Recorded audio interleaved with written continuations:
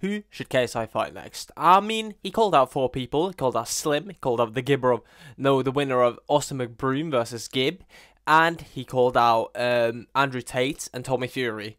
And I'm going to rank the call-outs and who he should fight next for you guys. Because he had a really good showcase. I mean, it was a really good night. He was a good performer, but he didn't show any boxing ability because he couldn't against those dog shit opponents. I'm sorry to make the news, but these opponents were not good enough to get anything out of KSI, which was annoying to see, to be honest with you. The pro boxer, useless. I would never see him again. I mean, I know him and Swarms are fighting, but it's just like, he showed no class. And like, Swarms at least tried. You know what I mean? And he didn't like bitch about anything. It was annoying to watch, but okay. Slim. He beat Tampa, but the issue with Tampa, he has his chin up really high, and he doesn't like protect his chin enough, so it's really easy to find, but he did find it, so fair play, and it was a beautiful knockout, and he is a champion or something. I don't know these belts, I can't lie, I can't keep up with these belts, but he's a champion of something. But is he good? Is he that good? I would say it is a lot of holes in his game. His physique is not built for boxing, you get what I mean? You know, I know he got the long arms, but he got a little bit of power, but he doesn't have the power to knock out a KSI, you get what I mean? Because KSI actually protects himself, and Tampa doesn't, because I think Tampa will be a really good gatekeeper of this YouTube division to show who's good enough and who's not. And I think he will be amazing at that, because he will beat everyone that hasn't worked hard. But the people that have worked hard and know boxing will beat him by knockout, because he keeps his chin high if he doesn't change it. So I think it's great for him. But I think KSI would absolutely maul Slim, because he's good, but he's not on a Jake Paul, a KSI, a Logan Paul level. You know? So yeah. Now, who did he also call? Gib versus Austin McBroom. If Austin McBroom wins, I think that's a great matchup.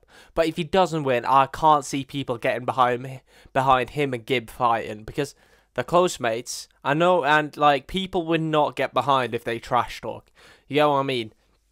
And if it's so respectful, I know in mixed martial arts, for example, people are respectful to each other, but like, these 12-year-old kids will not pick up this the same way, you get what I mean?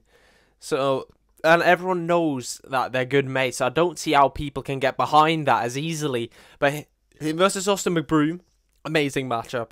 Austin McBroom, he fought a punching bag against Bryce Hall.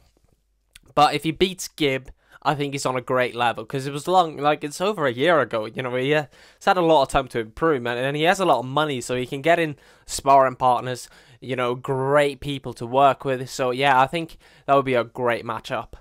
I think the worst of the matchups are Tommy Fury, because one, he's a professional boxer, so he's a good boxer, but he's not that good. He doesn't have a lot of power. He's a bit of a volume man, so I think if KSI would really want to prove a point, so that is beating Tommy Fury on points, because Tommy Fury is a good volume puncher, but he doesn't take the hits well. You know, he got caught by the Polish guy, and he sort of retreated, and the Polish guy did not have a lot of power. So if Jake Paul or KSI catches him, I think it's a good night. But he's a bad trash talker. Everyone knows him, but nobody really gets behind him. You get what I mean? Nobody really loves him like someone else. You know, he's not like a figure that talks a lot, which I think is really good for the boxing scene. You need to have people that want to trash talk, that want to engage in some sort of way. You know, Slim vs Tampa was a good matchup in the trash talking. Swarms, he promoted himself. You know what I mean? We need people to promote themselves, and Tommy Fury, he's not a promoter like that. You know? You know what I mean? So I don't think that is a good matchup that people will get behind. Because he's already beaten a pro boxer. You can't really call him pro boxer because he was awful. But, you know, he's already got that tick.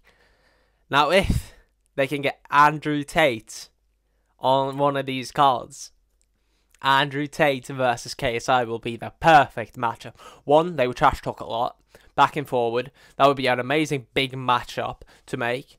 And two, Andrew Tate is a good kickboxer, but he's got issues with his eyes, and also kickboxing is not the same as boxing. You know, people that go pro in kickboxing are either can't be asked to level around their game to go to mixed martial arts, or not good enough boxers. They got to learn how to kick, because the kickboxing level is not as good as the boxing and MMA levels, and that's why it doesn't have enough money in it as well. You know, the money matches the level and how people are entertained by it. You know, so, and also he's 35. You know, he hasn't got a lot of years left. It's the reason he retired 6 years ago. So it's been a long time out of the cage. But, of course he's got a lot left in him. Of course. You know, he was a champion. He was one of the best kickboxers. And one of the best known. That is the thing about Andrew Tate. You either love him or hate him.